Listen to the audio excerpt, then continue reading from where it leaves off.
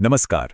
आज हम बात करेंगे भारत के स्वतंत्रता संग्राम के एक ऐसे मोड़ की जिसने आज़ादी की लड़ाई को पूरी तरह से बदल दिया। ये है कहानी सविनय अवज्ञा आंदोलन की। एक ऐसा दौर जब आज़ादी की लड़ाई सिर्फ कुछ नेताओं के हाथ में नहीं रही, बल्कि देश के हर घर तक, हर आंगन तक पहुंच गई। और जानते हैं, इस इतने बड़े आंदोलन का जरिया क्या बना? एक बहुत ही मामूली सी चीज, नमक। तो बात है 1929 की, जगह लाहौर। जवाहरलाल नेहरू के ये शब्द ये सिर्फ एक भाषण का हिस्सा नहीं थे। नहीं, ये एक खुला ऐलान था। एक तरह से बिगुल बज चुका था कि अब समझौतों का दौर खत्म। अब एक नए और कई ज्यादा बड़े संघर्ष की शुरुआत होने वाली है। तो सवाल ये है कि ये खुला विद्रोह, ये इतना बड़ा बदलाव आया कहां से? इसकी जड़ें थीं एक नई और बिल्कुल अटूट मांग में। एक ऐसी मांग जिसने स्वतंत्रता संग्राम की पूरी दिशा ही बदल कर रख दी। देखिए, इसको ऐसे समझते हैं। अब तक कांग्रेस की जो मांग थी वो थी डोमिनियन स्टेटस। मतलब ठीक है, हम अपना शासन चलाएंगे लेकिन रहेंगे ब्रिटिश साम्राज्य के अंदर ही। ये एक तरह का कॉम्प्रोमाइज था, एक समझौता।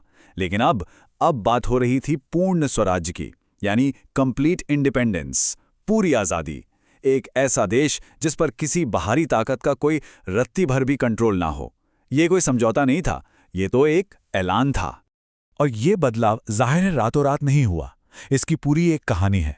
1928 में कांग्रेस ने सरकार को 1 साल का अल्टीमेटम दिया कि हमें डोमिनियन स्टेटस दे दो।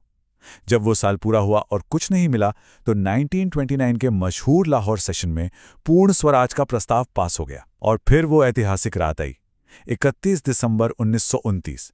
आधी रात का वक्त, रावी नदी का किनारा, और पहली बार हमारा तिरंगा फहराया गया। इसके ठीक बाद 26 जनवरी 1930 को पूरे देश ने मिलकर अपना पहला स्वतंत्रता दिवस मनाया। तो चलिए, लक्ष्य तो तय हो गया, पूर्ण स्वराज। लेकिन सवाल ये था कि इस इतने बड़े लक्ष्य को जमीन पे कैसे उतारा जाए। भाई, एक ऐसा आंदोलन कैसे खड़ा किया जाए जिससे हर एक भारतीय, चाहे वो कहीं भी हो, खुद को जुड़ा हुआ महसूस करे। और इसी सवाल का जवाब गांधी जी को मिला, एक बहुत ही मामूली सी चीज में, नमक। लेकिन यहां एक सवाल दिमाग में आता है। हजारों मुद्दे थे, इतनी सारी परेशानियां थीं, तो फिर नमक ही क्यों? मतलब एक ऐसी चीज जो हर घर की रसोई में मिलती है, उसे क्रांति का सिंबल क्यों बनाया गया? और यहीं पर गांधी जी का जीनियस, उनकी राजनीतिक समझ दिखाई देती है।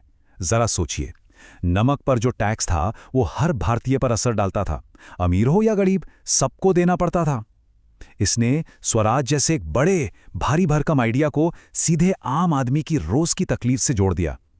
ये इस बात का प्रतीक बन गया कि सरकार हमारी जिंदगी की सबसे बेसिक चीजों पर भी कब्जा जमाए बैठी है। और सबसे बड़ी बात, नमक बनाना ये एक इतना सिंपल, इतना अहिंसक काम था कि कोई भी इसे करके कानून की अवहेलना कर सकता था। क्या कमाल की रणनीति थी। और फिर शुरू हुई वो ऐतिहासिक यात्रा जिसने पूरी दुनिया का ध्यान भारत की तरफ खींच लिया, दांडी मार्च। 12 मार्च 1930 गांधी जी अपने 78 साथियों के साथ साबरमती आश्रम से निकल पड़ते हैं।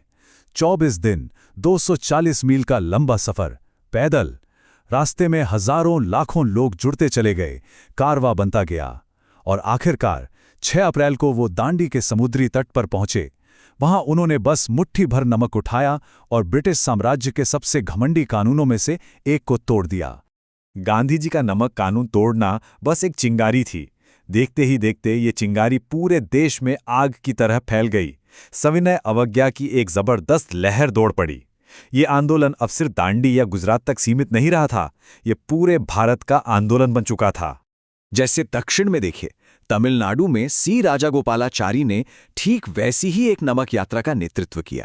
उधर उत्तर पश्चिम में आज के पेशावर के इलाके में खान अब्दुल गफ्फार खान के खुदाई खिदमतगार, जिन्हें लाल कुर्ती दल के नाम से भी जाना जाता है, उन्होंने एक बहुत ही ताकतवर अहिंसक आंदोलन खड़ा कर दिया। और शायद इस आंदोलन की सबसे झकझोर देने वाली घटनाओं में से एक हुई धारासना में। गांधी जी को तो गिरफ्तार कर लिया गया था, तो उनके बाद सरोजिनी नायडू ने मोर्चा संभाला। उनके नेतृत्व में सत्याग्रहियों ने धारासना नमक कारखाने पर एक शांतिपूर्ण, बिल्कुल शांतिपूर्ण धावा बोला। और जवाब में उन्हें बर्बर पुलिस दमन का सामना करना पड़ा। वहां जो हुआ उसे एक अमेरिकी पत्रकार वेब मिलर अपनी आंखों से देख रहे थे। उन्होंने लिखा कि सत्याग्रही 10 पिनों की तरह गिर रहे थे, मैं उसे देख नहीं सका। सोचिए, इस तरह की खबरें जब दुनिया भर के अखबारों में छपी तो ब्रिटिश राज की सभ्य होने की इमेज की धज्जियां उड़ गई। और ये आंदोलन सिर्फ कुछ नेताओं या कार्यकर्ताओं का नहीं था। इसकी असली ताकत तो समाज के हर कोने से आ रही थी। महिलाओं ने बढ़ चढ़कर हिस्सा लिया, विदेशी कपड़ों की दुकानों पर धरने दिए, किसानों और आदिवासियों ने अपने हक के लिए दमनकारी कानूनों का विरोध किया। स्टूडेंट्स, नौजवान, व्यापारी, मतलब ऐसा कोई नहीं था जो इस लड़ाई से अछूता रहा हो। ये सच में एक जन आंदोलन था।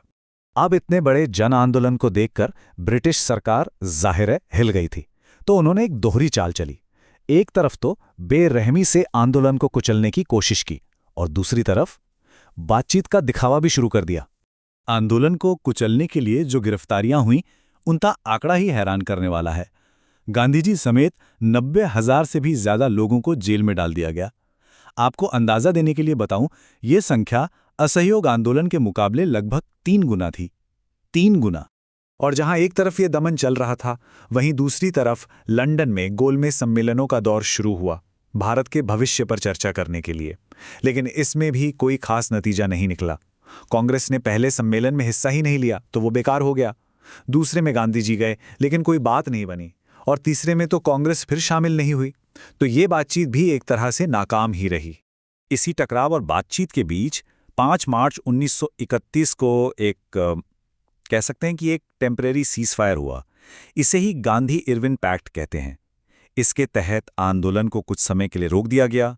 सरकार ने राजनीतिक कैदियों को छोड़ने की बात मानी और कांग्रेस दूसरे गोलमेज सम्मेलन में जाने के लिए राजी हो गई। लेकिन सविनय अवज्ञा आंदोलन सिर्फ अंग्रेजों का विरोध करने तक ही सीमित नहीं था। ये एक नए भारत का सपना देखने और उसे गढ़ने का भी वक्त था। और ये सपना सिर्फ राजनीतिक आज़ादी का नहीं था। नहीं, ये सपना था सामाजिक और आर्थिक आज़ादी का भी। और इस सपने की सबसे साफ, सबसे डिटेल्ड तस्वीर हमें देखने को मिलती है 1931 के कराची कांग्रेस सेशन में। यहीं पर पहली बार यह तय किया गया कि आज़ाद भारत में पूर्ण स्वराज का असल मतलब आम लोगों के लिए क्या होगा। कराची प्रस्ताव ने असल में हमारे मौलिक अधिकारों का एक ब्लूप्रिंट तैयार किया।